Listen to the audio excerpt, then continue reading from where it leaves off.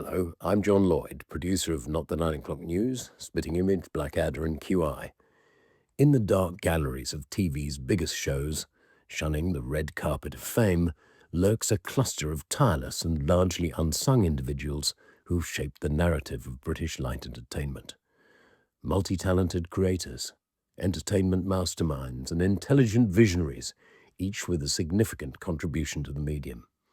And this series aims to celebrate just a few.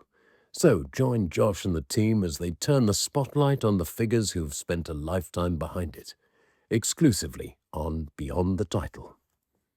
Writer, director, producer and composer Charles Garland began his entertainment career as a trained ballet dancer before joining the BBC in 1986. After assisting the legendary Jonathan Miller with a television adaptation of his play Cosi Fan Tutte, Charles climbed the ranks of BBC Light Entertainment, working on sitcoms such as Perry and Croft's Heidi High before contributing on Yerang, Lord and Allo, Allo. After climbing the ranks on Paul Daniels' game show Every Second Counts, in 1995, Charles secured a producer role on David Croft's last TV sitcom Oh Doctor Beeching, starring Paul Shane, Sue Pollard and Jeffrey Holland. I caught up with one of the longest-serving producers in British television to talk legends, laughs and his recollections on a truly glittering career in entertainment. Ladies and gentlemen, Mr. Charles Garland. So, Charles, welcome to Beyond the Title. I was struck when doing the research for this episode that you started your career as a dancer. So, in your opinion, how did this grounding offer you a unique insight into entertainment? It was just one of those things. I've just started writing a book about all the people I've worked with. I mean, I'm not known. I'm not him off the telly, so there's no good writing an autobiography because I'm not famous. So what I'm doing, I'm writing a book, and everybody interesting that I've met has their own chapter, so people can dip in and out. Don't tell anybody. Oh, you're going to tell everybody? Yes, never mind.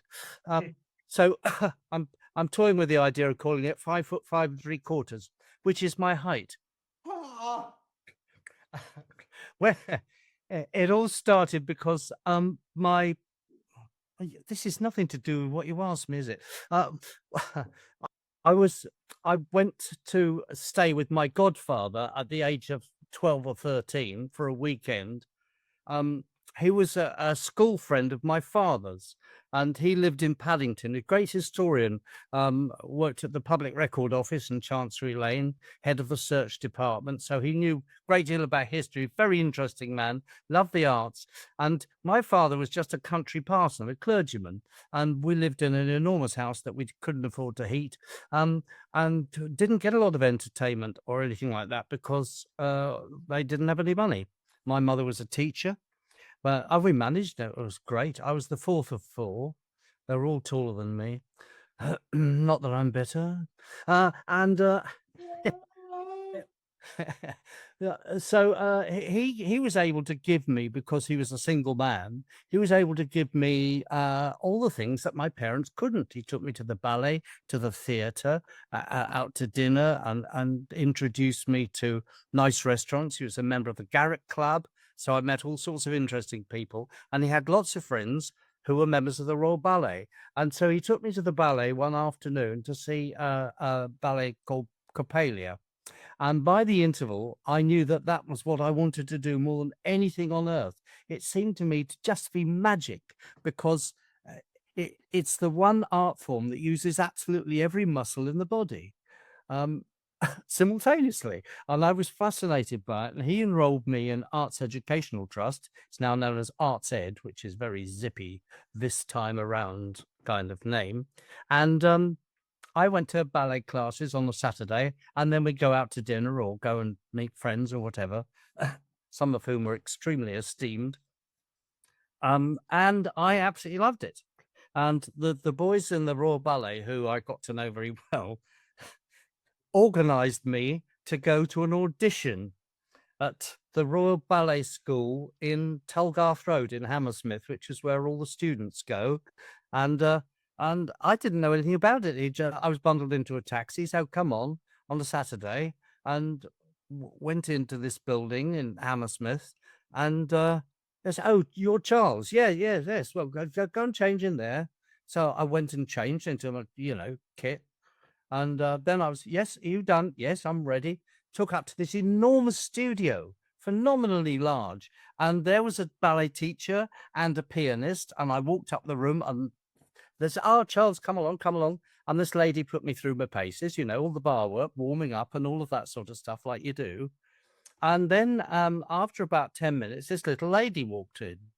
Now, the ballet boys had primed me previously and told me if you ever come across Ninette de Valois, she likes to be called Madam. And this just went into my memory, and she came up, and it was her, Ninette de Valois. So there's the teacher, the pianist, me, and Dave Ninette de Valois, who created the Royal Ballet. I said, hello, you're Charles, which I thought was a very good, easy question because I knew the answer to that. And then she said, I believe you're a jumper. And that confused me slightly, but I sort of looked astonished anyway. So she made me jump up and down and do various things. And she was very pleasant. And I was 15 and nervous. And I'd been studying ballet for a couple of years. And she said, yes, I think you'll do very well. She said, I'll give you a place. I'm not going to send you to White Lodge. That's the junior ballet school in Richmond Park. You can come here as a student when you're 16. And with that, she turned on her heels and took 3 paces, turned back and said, oh, providing you grow 2 inches. I'm still 5'5" 3/4. So my first career choice was thrown on the dustbin, into a dustbin at the age of 16. That was that. So my mother took pity on me and said, I know you can't be a ballet dancer, but at least you could dance. So she enrolled me in a place where they taught ballroom dancing. We were living near Weybridge in Surrey. Wonderful people they were. I did a lot of ballroom dancing and then went to drama school when I was old enough. I was walking down the road on a Monday morning and I saw my friend Graham and I said, where are you going? So I'm going to an audition at Birmingham Rep. Said, oh, what's that for? He says, oh, it's for a musical. Why don't you come along? Be a laugh. I said, well, you can't just turn up like that out of the blue to an audition. You have to be registered. No. He says, they won't mind. Just come along. So I went in and rather embarrassingly, I got the job and he didn't. And an hour later, I was in rehearsals for a musical, which went on for about, I don't know, 4 or 5 months or something at Birmingham Rep Theatre. And there I was, a dancer in a musical, dancer and singer. And I could never have done those things without having the ballet background. Of course, on the ballroom dancing, it was called Quick, Quick, Slow and was obviously about ballroom dancing. I hope this podcast is going to last about 2.5 hours because that was only the first question. No, okay. So, this is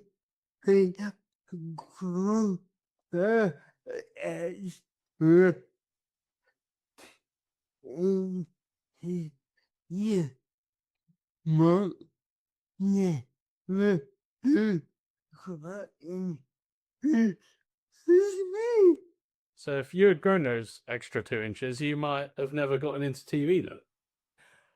Well, I might have done because obviously a dancer's life is a bit limited unless you go to be a choreographer or someone who's organizing the place, or as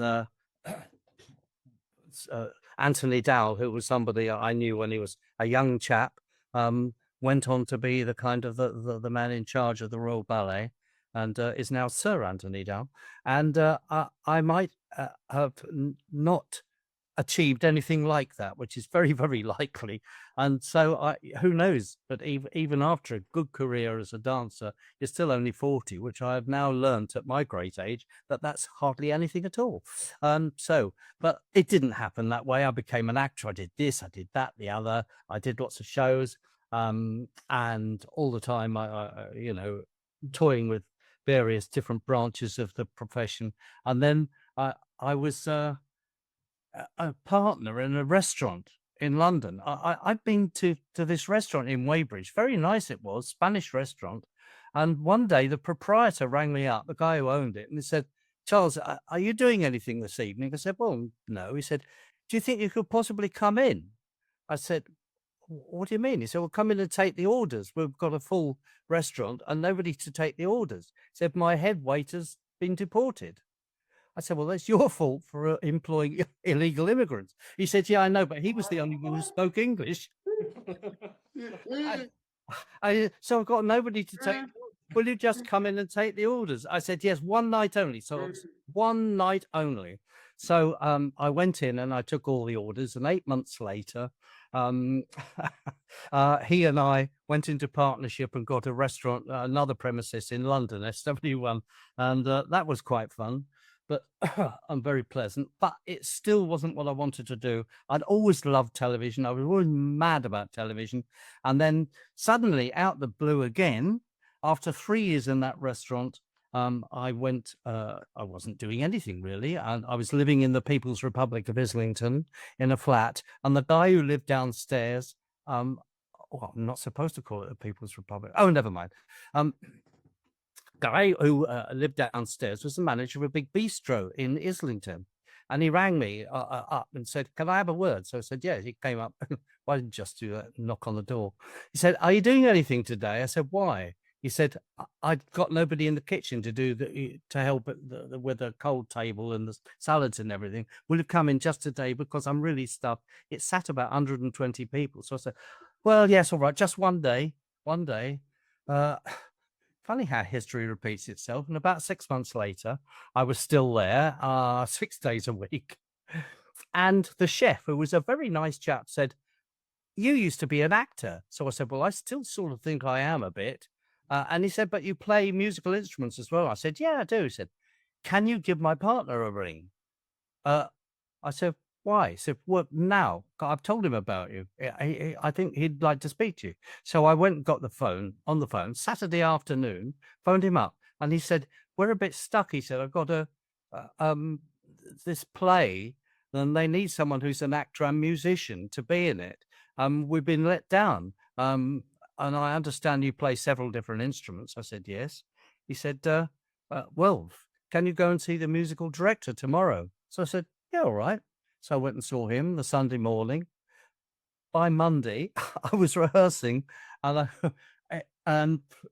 I composed some of the incidental music and played a lot of it and played some small parts in an adaptation of a Charles Dickens' Great Expectations.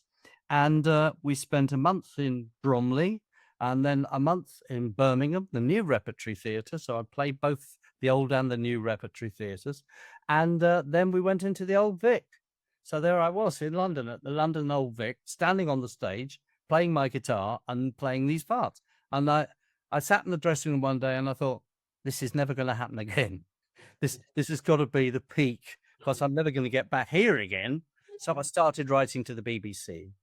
And I wrote lots and lots and lots of letters. And eventually they got bored with all the letters and said, can you come in and see us? Because, you know, we just would like to see who you are. So I went in and said them. And they said, well, they said, I think you're better off in television than radio. Could you go down to Television Centre and talk to somebody there? So I went down, had this appointment, somebody called Peter Norman. And he was very nice. The first thing he said was, we haven't got any jobs. So, yeah, all right. So, and so after a few minutes, he said, well, you know, it's very nice to see you. But you're too old because we usually have people in their early 20s. I mean, I was 32 or 33 or something, really ancient, eh? So, I said, but I'm very physically fit, you know. I was trained as an athlete. I can manage anything like this.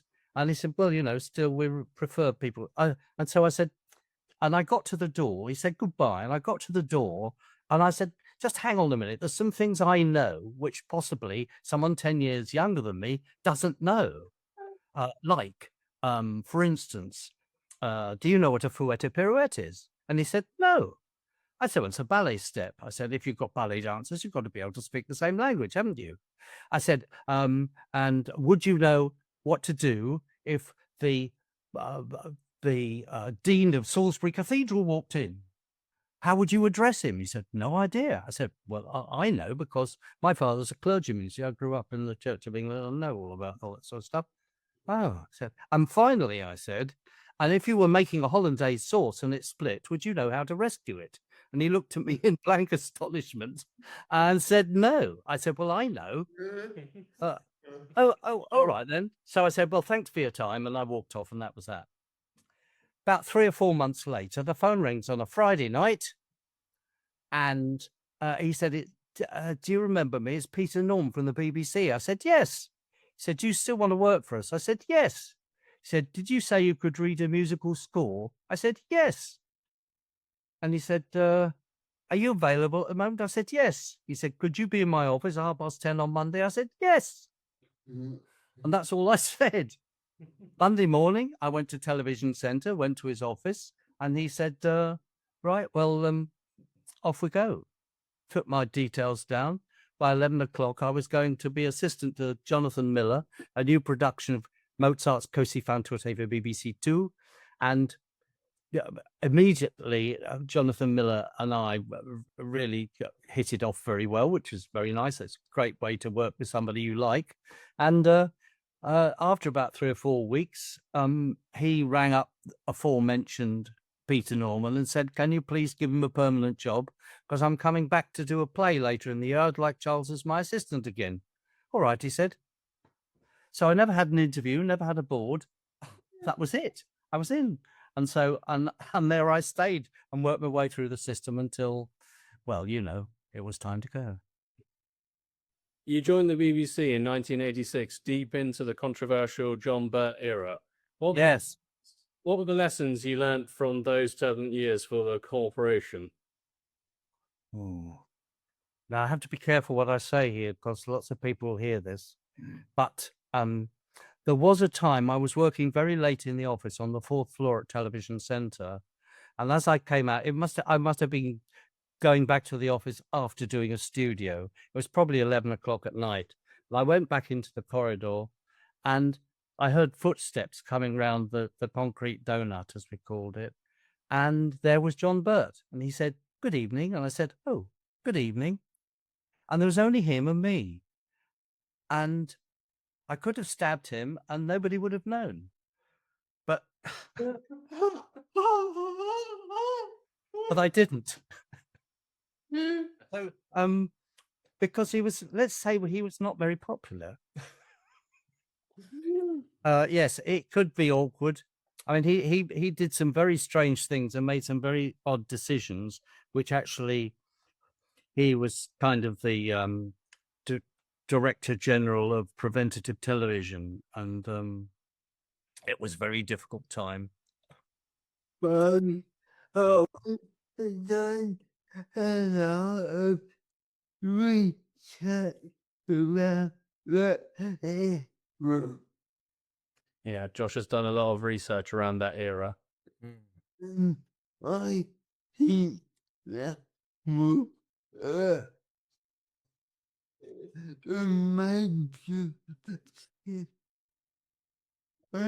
first and that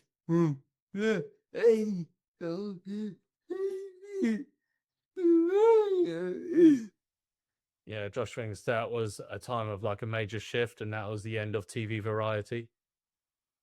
Sadly, yes. Are you going to take legal advice before broadcasting any of this? Because I think you might have to. I don't want to be held up for attempted murder. Yes.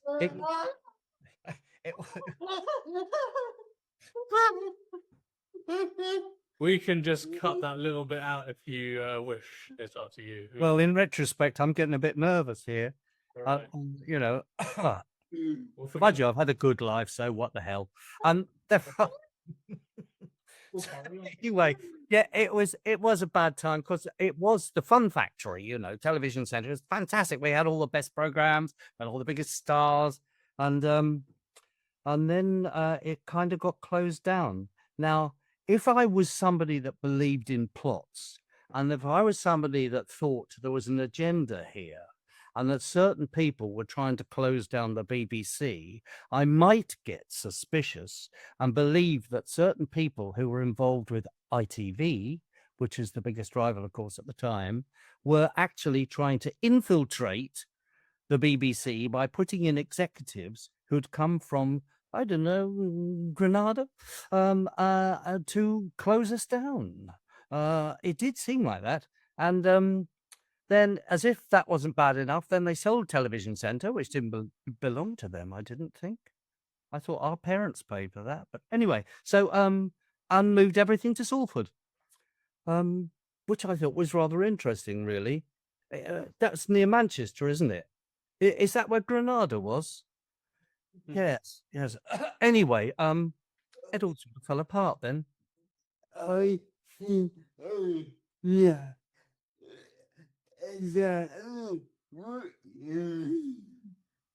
Josh thinks he knows exactly what you mean. Yeah. I don't think you can show any of this. Do you want to just ask me something really simple and uncontroversial? In your opinion, how influential was TV Centre to the entertainment output which the BBC boasted? Yeah. What's that? How influential was TV Centre to Yeah. the output which the BBC boasted? Yeah. It's TV Centre's legacy. Yeah. Moving on now. Yes.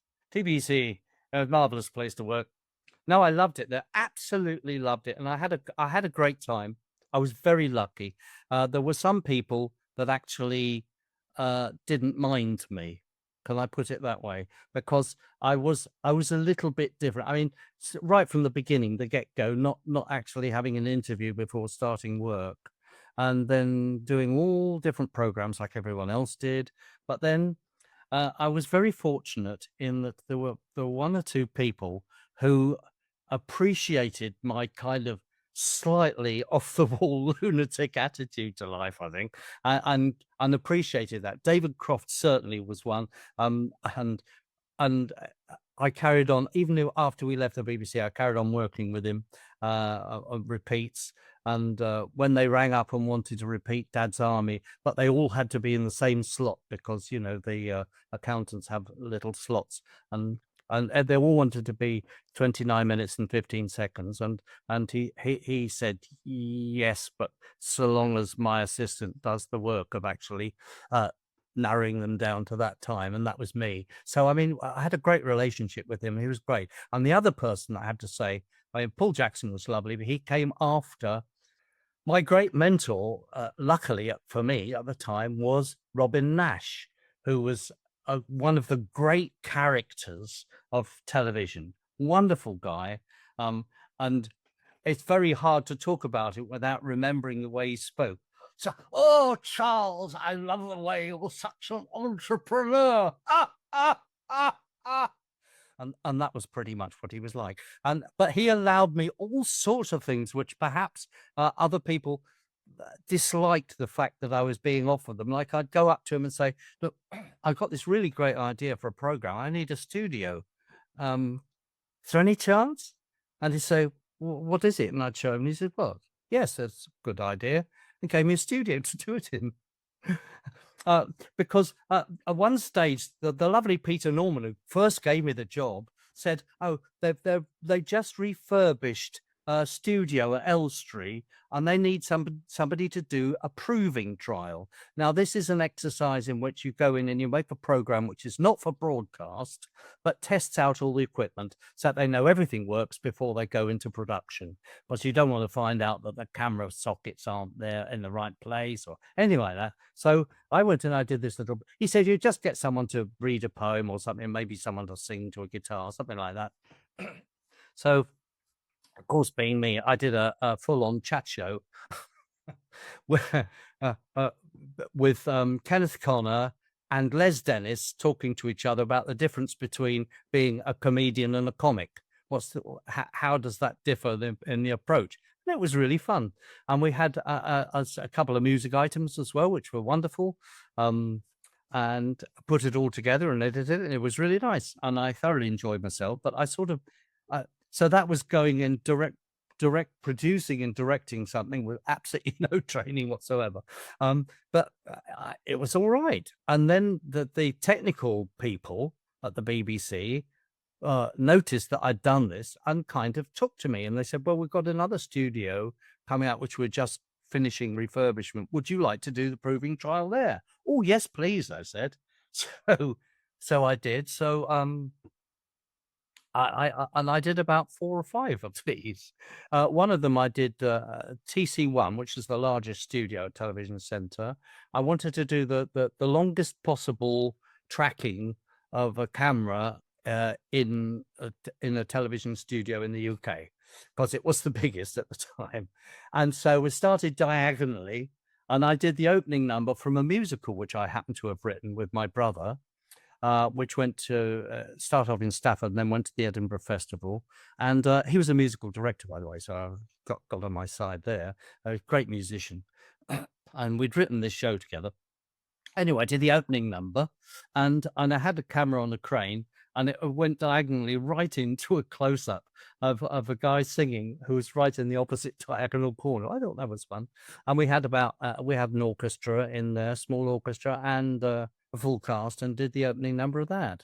And that was interesting. And so we went on, and I did several other proving trials. I did a piece for TC8 when they opened that. That was the first ever widescreen television center, probably in the country, I think. The first one, and I did the first ever recording on widescreen, and I did actually the same musical, which is perhaps dull because I've written others. But anyway, I did this as a concert performance. So I had Dave Willits, who'd played the Phantom in Phantom of the Opera in the West End, and a wonderful Swedish singer called Ingve Gasol, who'd played Phantom in Sweden. And the whole story was narrated by Jeffrey Holland, dear friend, marvelous man. And I did these, work with the camera so that they learned how to do tracking and banning and all of that stuff in a new dimension, because they've been used to 3 before. And of course, it's slightly different. If you're gonna crab left, you need to do it, making sure you don't go off the edge. So and that was good, and a whole chorus singing about 8 of the songs from the show, and that they were drawn from West End shows. I went round to the stage door of the theatres in London that have got a musical on. So go put a notice up on your notice board. Oh yes, all right. Cheek of the devil, have I? And it said, do you want to take part in an experimental a television program, television center on a Sunday? No money in it, but you'll get a sense of what it's like to work in the television studio. And lots of them came, and so I've got this wonderful array of all these singers on a raised dais, and like sort of 3 steps up or whatever. There's about 30 or 40 of them. And Jeffrey Holland telling the story, and this Lisa Hull did the one of the parts, and the lovely Anita Harris also sang a part, which was great. And there we were, and had the whole thing as a concert performance of that as a test run. So that's the sort of thing I was doing, and I think 1 or 2 people might have noticed it and got a bit cross, but there we go. Jason, no, believe that.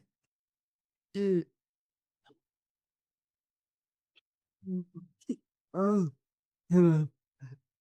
oh, Didn't Robin Nash do Top of the Pops as well? Oh yeah, absolutely.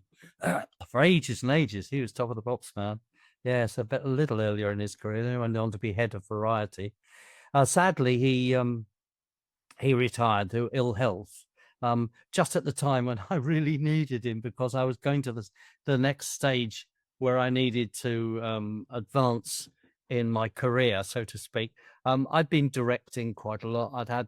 I did a program called Big Break, which was a snooker program, Jim Davidson. I directed 73 episodes. Somebody told me they counted them.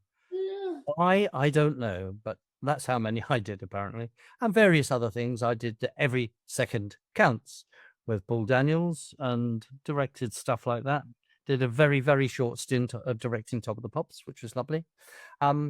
and stuff like that. So I was ready to kind of move on, and then Robin went, and it was a shame because I'd just done yet another pilot, thanks to Robin. I'd gone to Central School of Speech and Drama. It's now, I think, the Royal Central School, which was actually the third drama school I'd gone to, when I'd just gone in and said, "Can I watch some of your students working?" And they said yes. I don't know why, but they did. And so, and I came across the second year students on a 3-year course at Central, who were great. It was about 28, 26, 28 of them. And I said, "Would you like to take part in a sitcom?" I said, what we're going to do is we've got the basic ideas for it and some of the ideas of the characters. But what I'd like to do is work with you in a workshop environment, sort of every week for maybe 7 or 8 weeks during the term, you see, for a couple of hours, because I'm very interested in the fact that when 2 people are talking, they're having an intimate conversation. If a third person joins, the dynamic changes, and people are not the same. And I wanted to see that. And I think perhaps young actors took a while to adapt to that. And also there was a lot of concentration on stage work in those days. The courses for television acting were very, very few and far between in that period. And so I was running a course anyway for actors at the Actors Centre, which was how to transfer from stage acting to television. Because when you're on television, you can't do big gestures, you can't raise your voice. All you need to do is just think an emotion, and it shows in your face because they've got you in a close-up. So that was good. And so I did the same thing really with the students. And then 2 friends of mine that I'd known since teenage, and the three of us sat down, and everybody had a part, everyone had a character name, everybody had a line somewhere in this pilot. And it was about a church youth club in the 1960s, which is where the 3 of us had met anyway. And I think it was pretty fun. We had a studio audience and everything. They all laughed like mad, which was great. And it was great guns. Somebody suggested, one of the students came out and said, if you're going to have a lead role, you could look no further than Catherine, because she's very good, and I think she's already doing some stand-up. So keep an eye on her. So I did, and I'm glad I did. She was very good in one of the leading roles. You might have heard of her, Catherine Tate. And one of the other guys who'd in fact tipped me off to this was somebody who was a friend of hers anyway, I understand.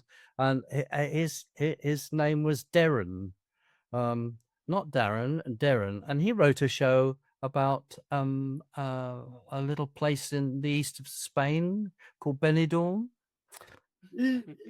So, and he did rather well, Darren Little. So they were in it, and the 1 or 2 others did really well from it. And so there I was, and I did it together, had a full-blown pilot, and Robin gave me the studio. I had the studio audience, a full set, the costumes, everything, 1960s period piece, the church hall, just like they used to be in those days, with the green cups and saucers that everybody used for the Mothers' Union and all of that sort of stuff in this rural church hall.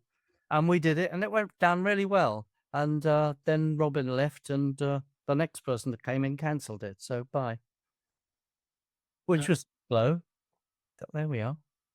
We'll just go back to someone else you mentioned a few minutes ago, Paul Daniels. Yeah. Why do you think he was so well suited to the quintessential light entertainment format? Oh, he got such a quick mind, He was hugely intelligent. He'd been in the army, in the Pay Corps.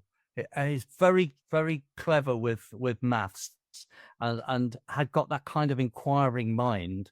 And so he was one of the best prestidigitators of his time, really. And as a young musician, he'd done very, very well. But he got this personality, and this kind of, northern outlook on everything. and he was just suited to it perfectly. But in those days, when you think about it, the presenters were not just people who were presenters, they were something else. The best presenters were comedians, or they were singers. I mean, Paul Jackson, talking about Cilla Black, came from other parts of the profession, and Paul, of course, a magician. So unlikely that you would think that someone like that would be great running a show like that. But I've worked on Paul Daniels' magic show when I was in a more junior position, and got to know him pretty well, which was nice. And then when I'd directed a couple of things, they said, would you like to do Every Second Counts? Yes, please. And that was really good. And actually, that was the first full series that I did that I directed. And I've kept some clips where Paul went up to the camera after about the first 15 minutes and said, "You're doing very well, Charles," which was very kind. And so encouraged me in that. And he was, a lot of people found he was tricky. I don't know why. I never had a moment's problem with him. Similar Jim Davidson, never had a second's problem with him throughout all of the shows that I did with them at all. They were obviously, they were the star of the show.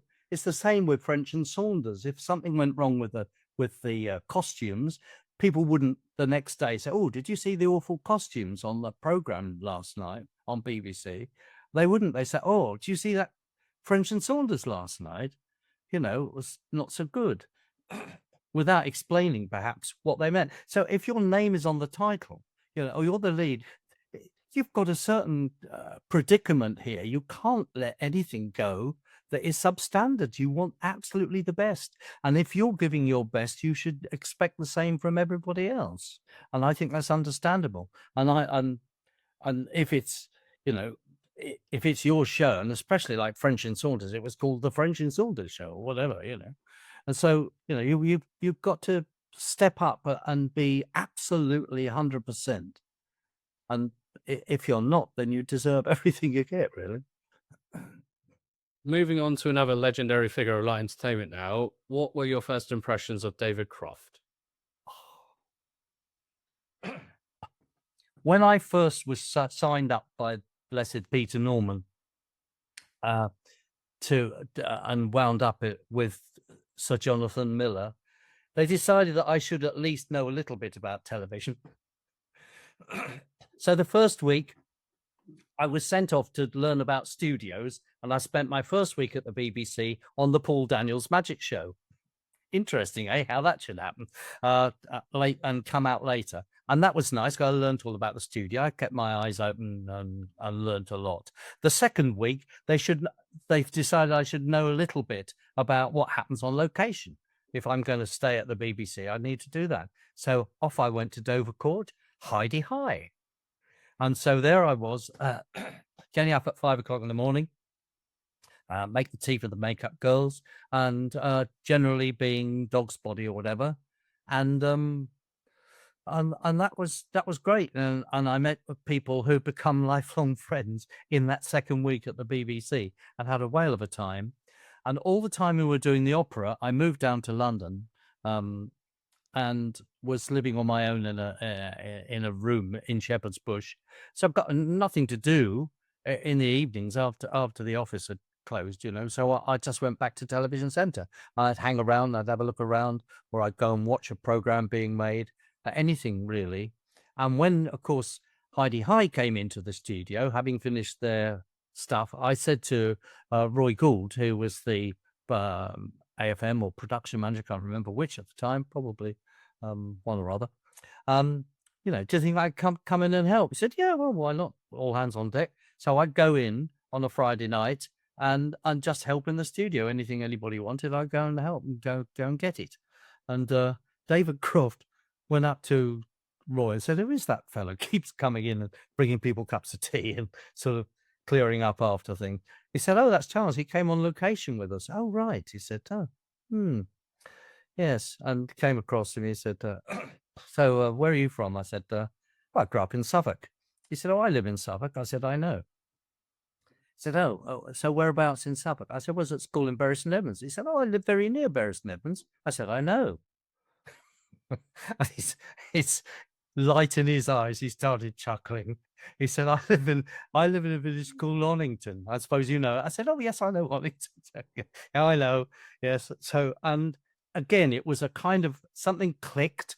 And the next time the program came up, Allo, I think I did that, and You Rang My Lord, and worked my way through, because it's only 3 months of the year, you're doing a sitcom, the filming, and then the studios, and then you move on to something else. So and so I carried on working with David over the period of the years that I was there, and that was great. And he was, again, I've been so fortunate to meet fantastic people who were very supportive, and David certainly was pivotal in my career.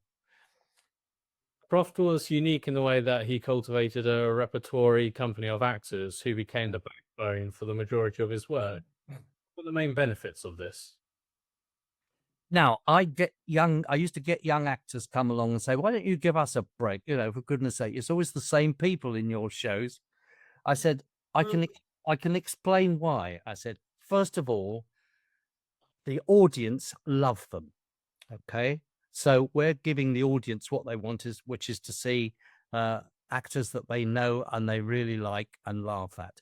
2, they're extraordinarily good at their job because they're professionals and they've honed it to an absolute pinnacle of success. And number 3, they all got on brilliantly together. They all got on well together. And that was the core of it. It was like a family. And because of that, you didn't get the problems that you could get with a younger cast. Now, when I did the thing with Central School, that's one of the things I wanted to do, get that group together, because they all knew each other already. Yeah.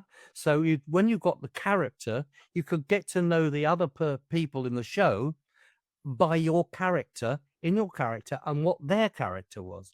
So that if you're just going into a show and say you go to a read through, you sent a script, you get the job, you sent a script, you turn up the first day of rehearsal, or the first day, and everybody sits down in a rehearsal room and reads all the scripts front to back of a whole series, so everyone's got it in their minds. The next day you go home and you pack your case and you travel to wherever you're going to be on location. Day 3, you could be doing a scene with someone that's your mother or your wife or your brother.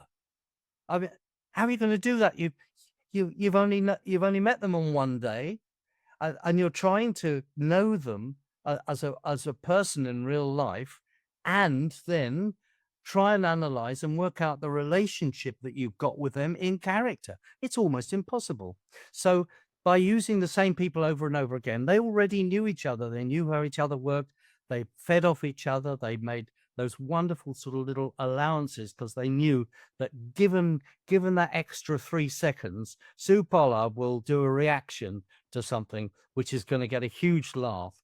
But if you don't know that she's going to do that, you could come in too soon and ruin the opportunity. You see, so it's very important, and that's why using the same people over and over again are proper professionals. It's a recipe for absolute success. When we yeah.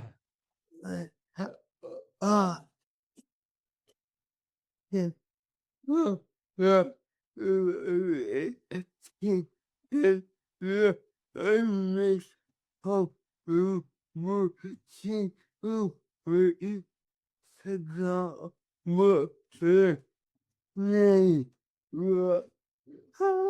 When we spoke to Sue Pollard about this, she said, yeah, the only problem with that is I always forgot what the names were. Yeah. Well, you get that. Right, she's a supremely clever actress, brilliant actress. And it's the same. You see, David not only was great at casting, he always found great actors to play the parts.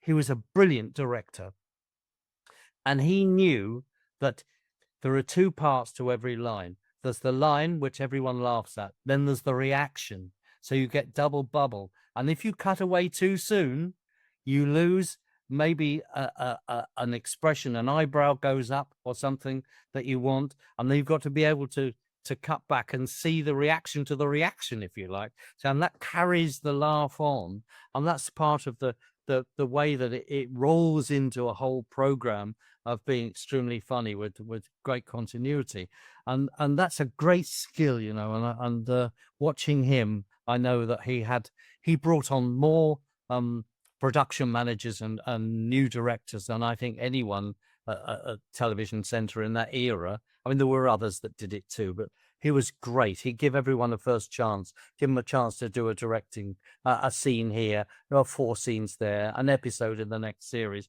and if they were clever and they understood and they watched what he did and learnt from him, they became blooming good directors. And some of them, of course, are BAFTA winning directors and went on to be great directors and producers. And I'm sure I don't need to give you a list because you already know what it is. And we all learned from each other, and there was a great camaraderie, and it was a great monstrous learning curve. Every day you learned something new, and if you were bright enough to pick it up, it was all there in front of you for nothing. You didn't have to pay any fees. In 1995, you secured a producer role on David Croft's last sitcom triumph, Oh Doctor Beeching, but I believe it was an ordeal actually getting to do it. Were you freelance by then or still part of the BBC?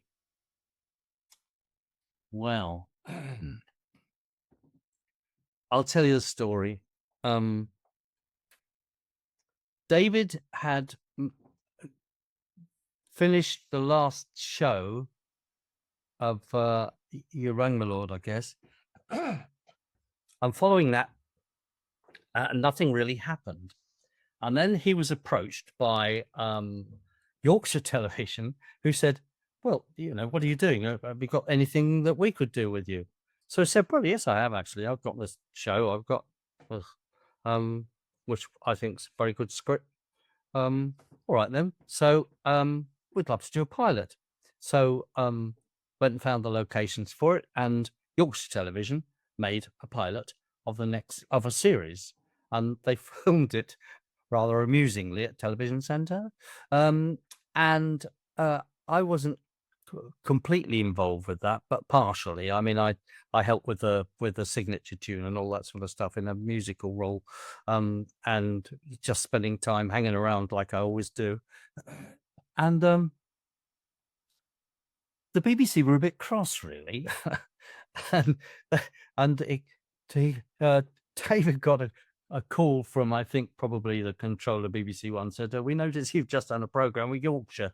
Why you do that with Yorkshire Television? You're a BBC man. He said, well, you never asked me, which was a good answer, really, when you think about it. And so they said, well, we'd like to put that right. We'd like you to do another show for us. He said, oh, well, all right then. He said, really, you know, we don't want to lose you. You're one of the top people. You know, you're responsible for like 400 hours of television on BBC. We don't want to. Please, you know, you can have anything you want. So he said, all right, well, I have got a couple of ideas. Yes, good. He said, well, I'll get the head of comedy or whatever to have a word with you, and you just tell him what you want, and we'll do it, you know. So time passed, and excuse the cough. This was only a tadpole this morning, and now it's full grown. So he said, he went along, and he held those words. I think Will Wyatt probably said to him, you know, you can have anything you want.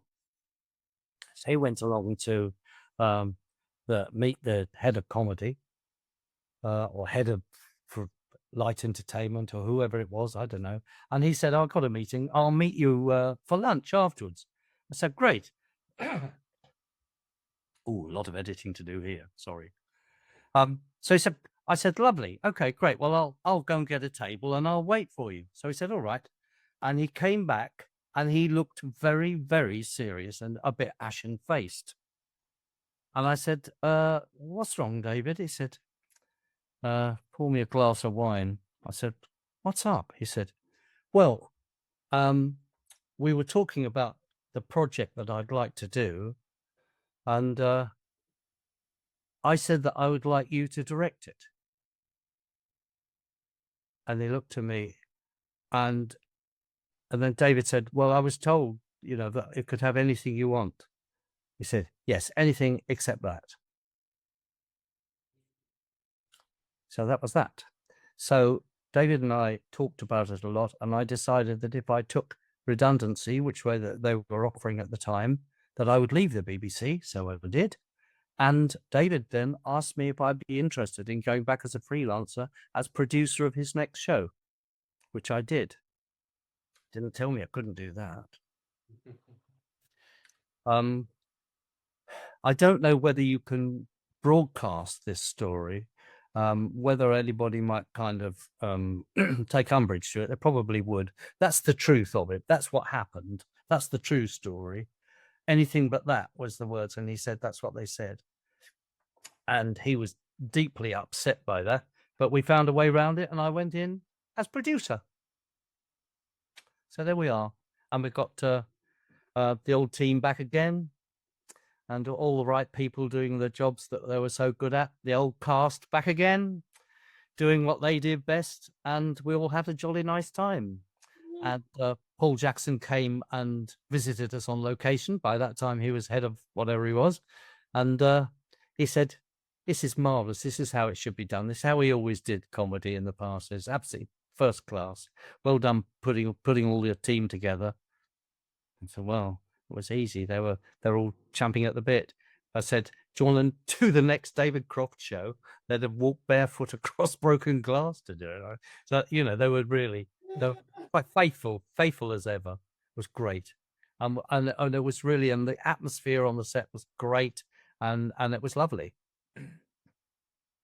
And I managed to negotiate to get the front cover of the Radio Times, which is pretty hard because everybody wants the front cover. And there's only I won't say 52 a year, because the Christmas one is always different with lots of bits of tinsel and stuff. So probably 51. And every program at the BBC is vying to get this. And I managed to get the front cover of the Radio Times for the launch of Oh Doctor Beeching.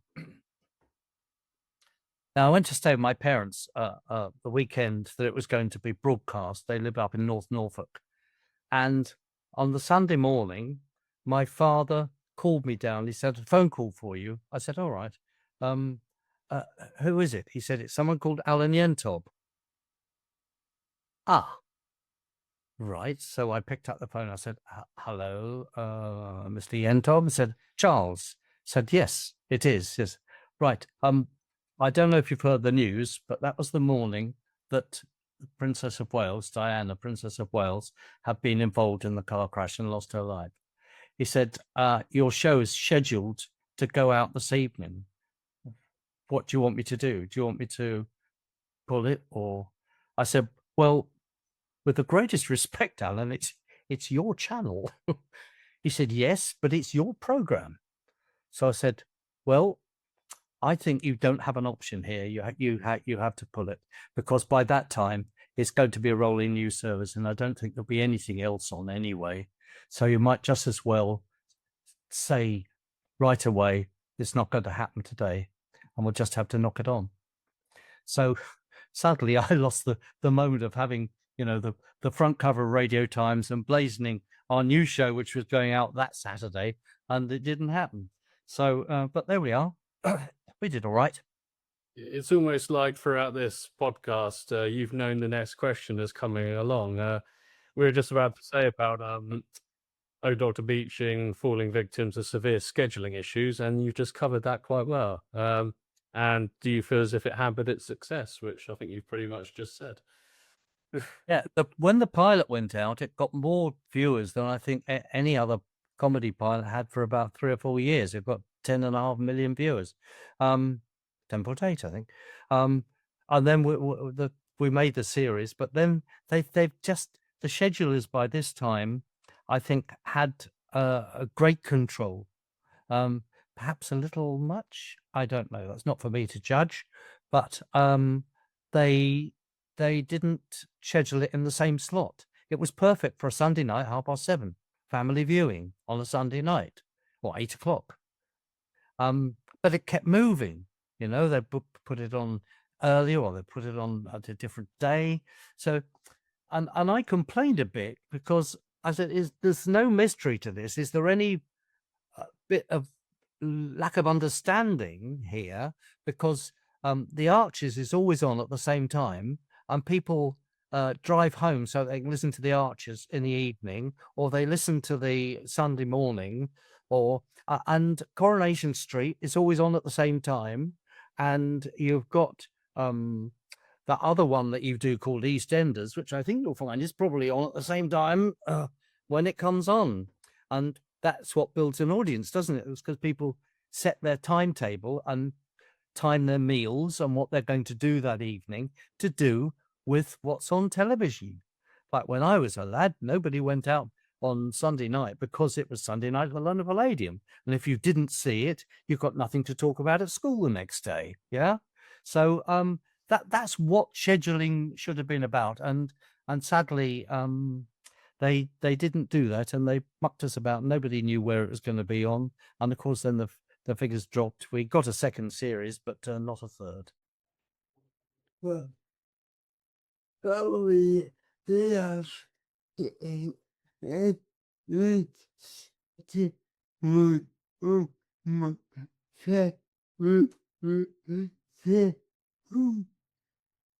Josh loved it, and it's still one of his favorite sitcoms.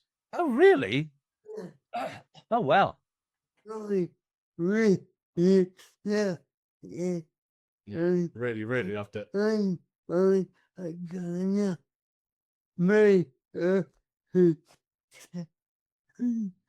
And he's about to make a confession to you.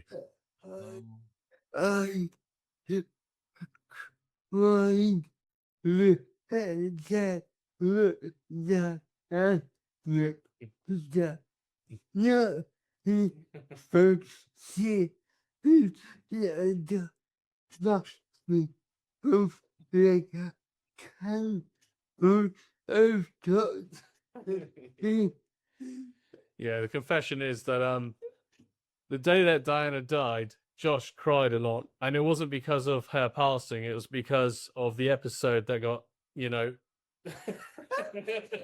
taken off air.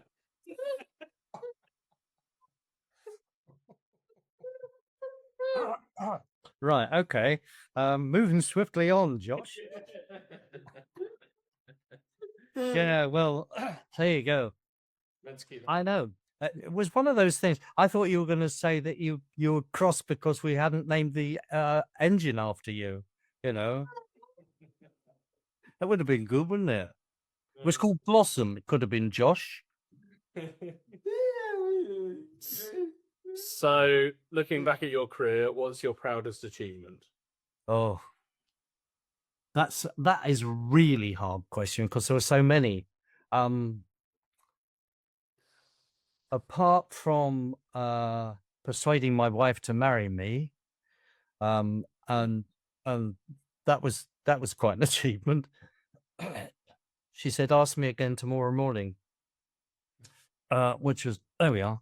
Anyway, but apart from that, moving on from that, on a level of well, proudest achievement, I suppose, was, now I can't pick one. I don't know. It was, the first time I had my name on the credits was for, as assisting the wonderful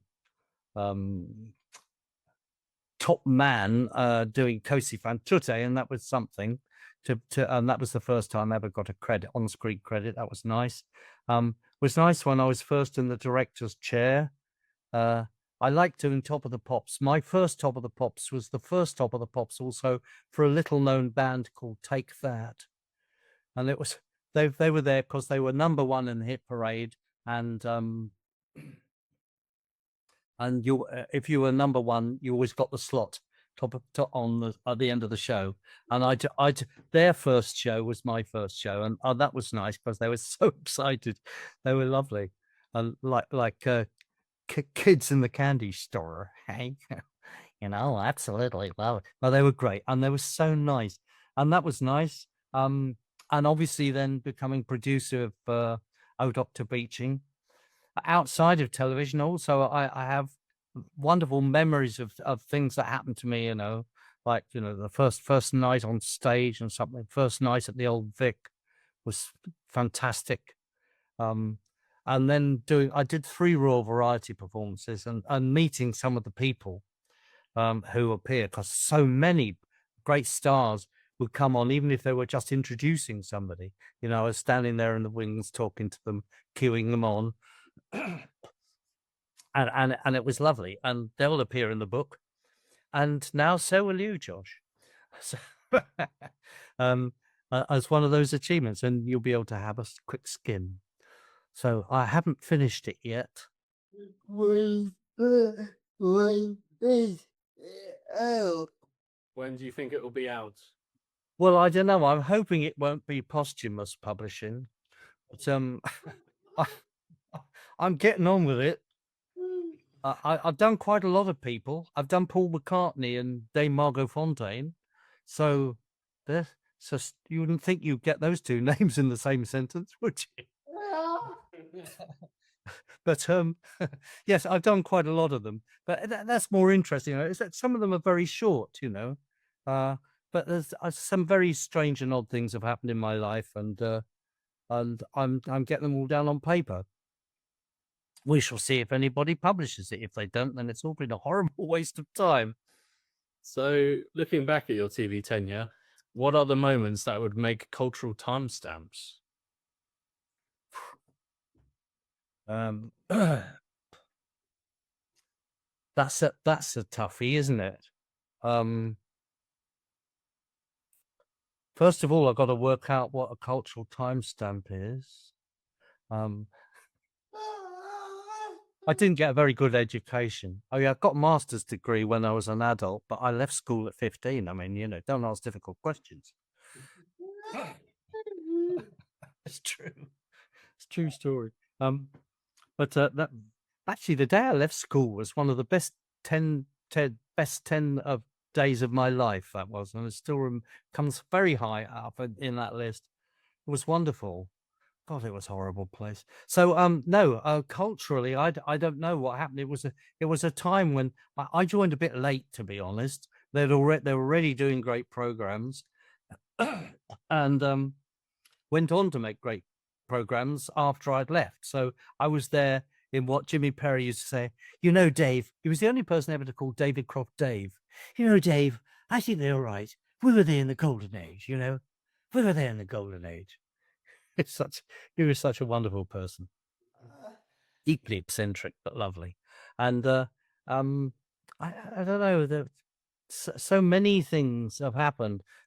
Culturally, I don't think I can pick one out particularly. I suppose going to a party for Mikhail Baryshnikov was quite interesting. He just defected to the West in the time when dancers were doing that. That was quite fun. I was in the British Army for a while. I know it sounds extra, all 5'5" 3/4" of me in a uniform with boots and spurs and chainmail and all that. Yeah, playing the clarinet. Whoever thought it was a good idea to walk up and down when playing a musical instrument was completely daft. It isn't. It's a rotten idea. But there we are. I did it. Not for long, but I did. Out in Germany. What do you think? Oswald. What do you think are the significant barriers facing future TV executives going forward? Oh, executives? I don't know. Everyone is in a quandary now. I feel sorry for voiceover artists. With AI taking over, and you press a button and put the script in, and it comes out with someone's voice. I mean, they're having a tough time, and AI in the right hands, I'm sure, is marvelous, and you can answer 50 emails in 2 minutes instead of laboriously writing individual ones, and that is great perhaps.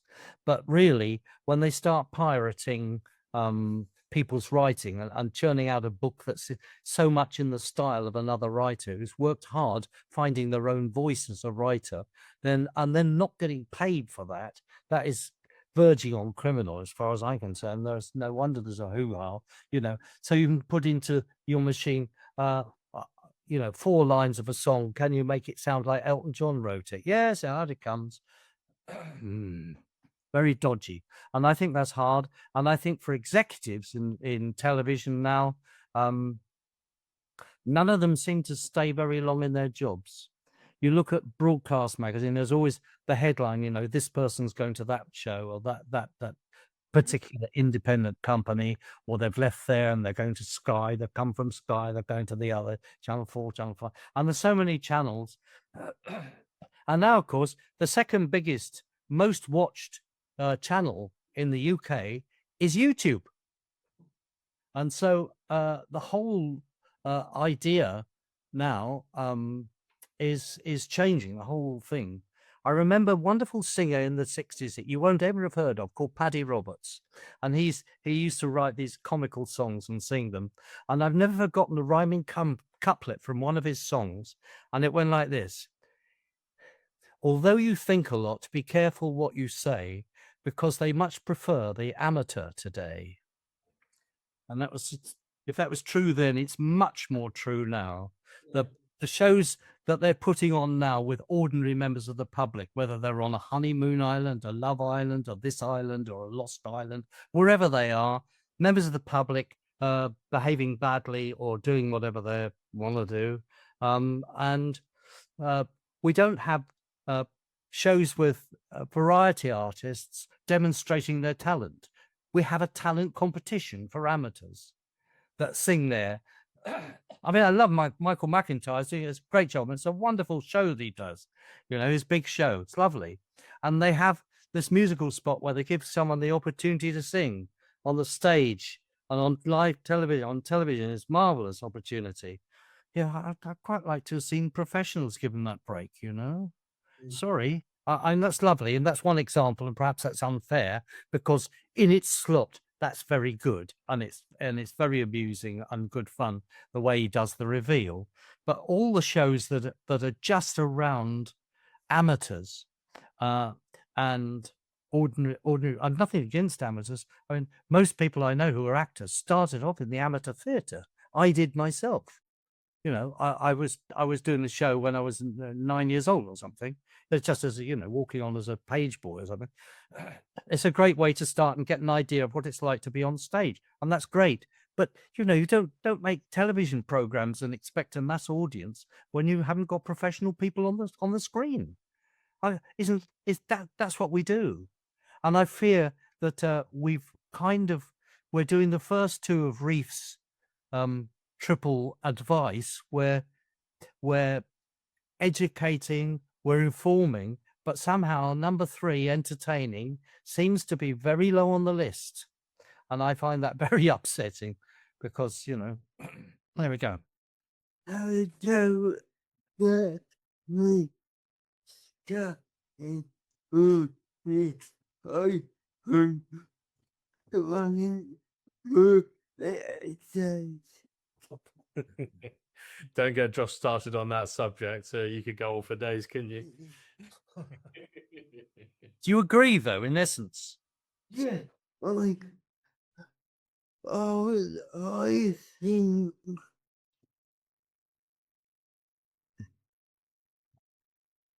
that gold that is more hit and one pretty and but who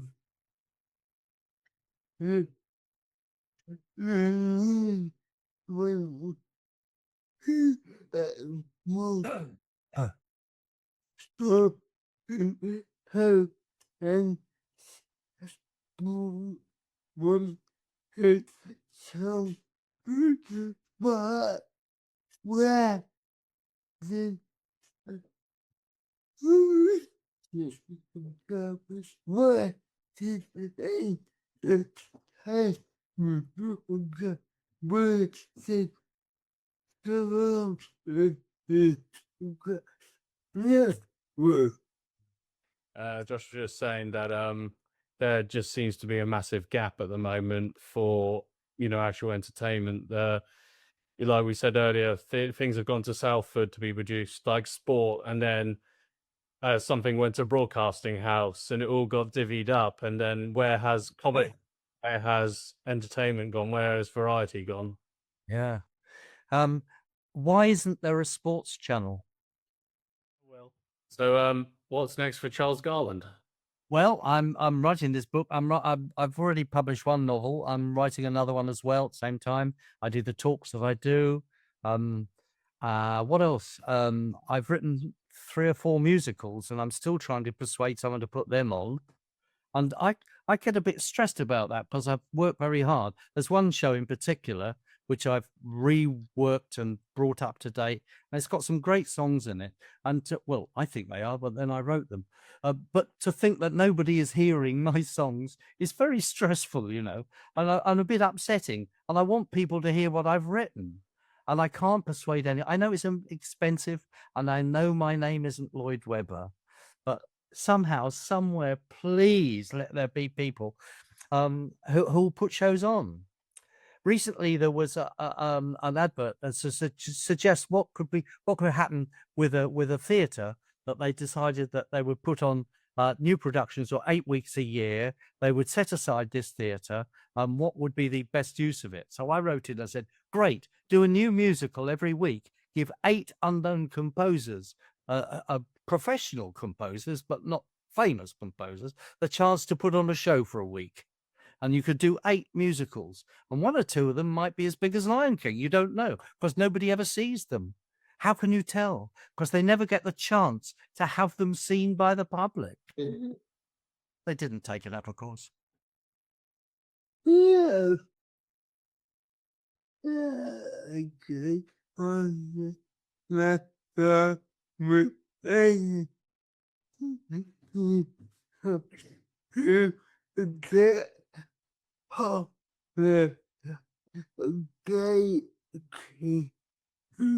Yeah, you have to get past the gatekeepers, don't you? Yes, and they're all much more well known and richer than me. But there we are. Never mind. We'll see. One day, maybe. I hope I live long enough. Oh, thank you very much for your time today, Charles. It's been great. It's been a great pleasure, and I'm sorry if it wasn't very funny or whatever, but I hope some of it was all right. Salvage a bit. No, it's all good. It's great. Thank you very much for your time. It's been such a pleasure. Thank you so much for inviting me. It's been really nice up there with the great and the good. I mean, Paul Jackson.